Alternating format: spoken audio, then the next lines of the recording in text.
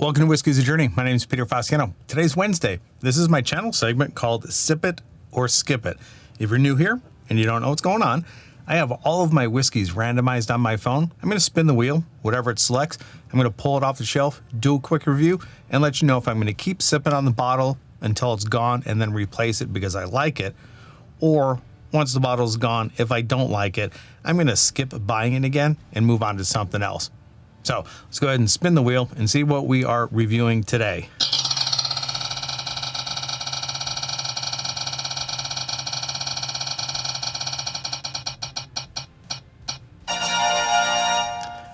And it looks like we're doing Old Elk straight wheat whiskey. I've got a ton of Old Elk. I went all in when they released a bunch of stuff, and I think their wheated whiskey I've done a review on. I think it was also part of my first Friday flight fight, probably about a year ago today.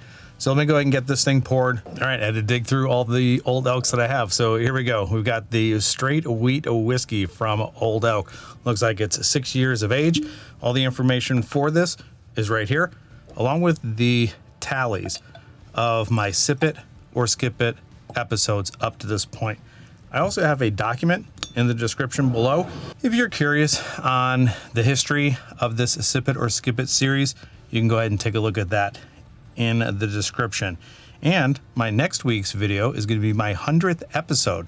So if you like this information and you're not subscribed to the channel, do me a favor and subscribe to the channel. Turn that bell notification on because I produce videos every Monday, Wednesday, and Friday. And one last thing, I have an August giveaway happening. The rules to that giveaway are in the description below.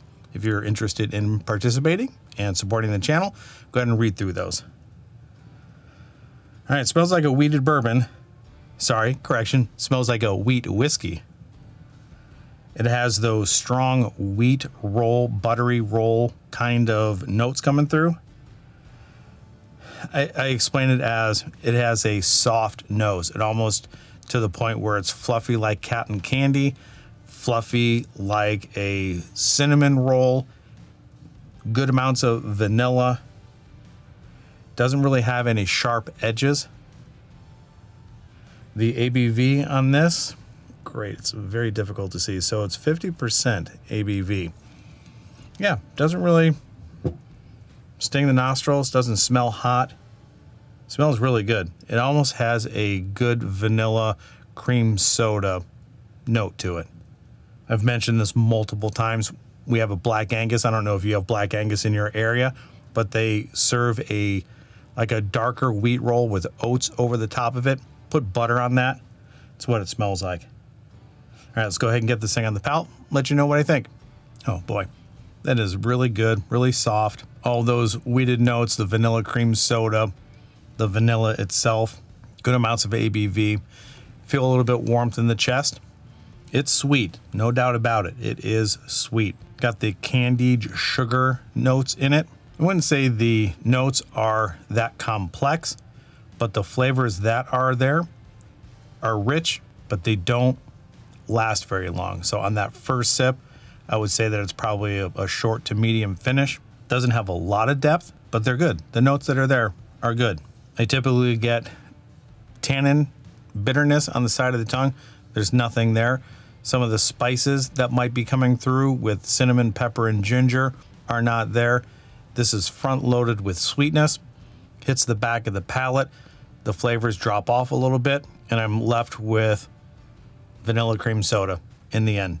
Again, medium to short finish. That was the first sip. Let's go ahead and get that second sip, see if anything else jumps out at me, and then move on whether this is going to be a sip or a skip. All right, cheers, everyone. Yeah, soft, pillowy, good development of flavors. Not a lot of flavors, but what's there are good.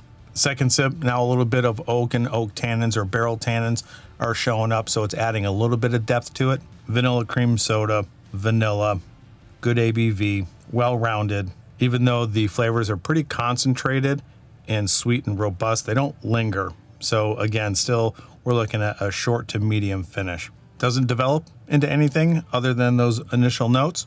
So based on the price, moving on to the sip or skip, it's $79.99. Old Elk has a ton of offerings.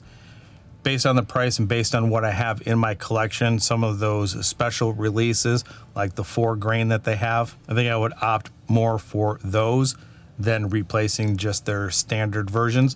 The bottles that I have that are store picks are also very intriguing. And I am a fan of wheated bourbons and wheat whiskeys, but based on this Old Elk and the price that I have and the other offerings that they have, even though I do like it, this is going to be a skip for me. Nothing wrong with the bottle, nothing wrong with the taste. It's very sweet. It's lacking some depth. The flavors that are there are good. They're concentrated, but I wish it developed into something a little bit more. I mean, you can only drink so many soft, pillowy whiskeys without wanting a little bit more. And this does leave me wanting just a little bit more complexity, and it doesn't offer it. It's a no-brainer. I mean, you can sit there and sip it and enjoy it, and I will. I will definitely enjoy the rest of this bottle. But once it's gone, it's gone. I'm not going to replace it. So that was a pretty quick one today. If you have had this expression from Old Elk, let me know what you think about it. If you have Old Elk in general, what bottles do you like the most from their range? I'd be interested to hear from people. Just leave me some comments in the comments below. Go figure. All right, so that's all I have for you today. Wherever you are at in your journey, I hope you're enjoying it. And until the next time, next Wednesday, 100th episode, I hope you'll join me. Cheers, everybody. Talk to you later.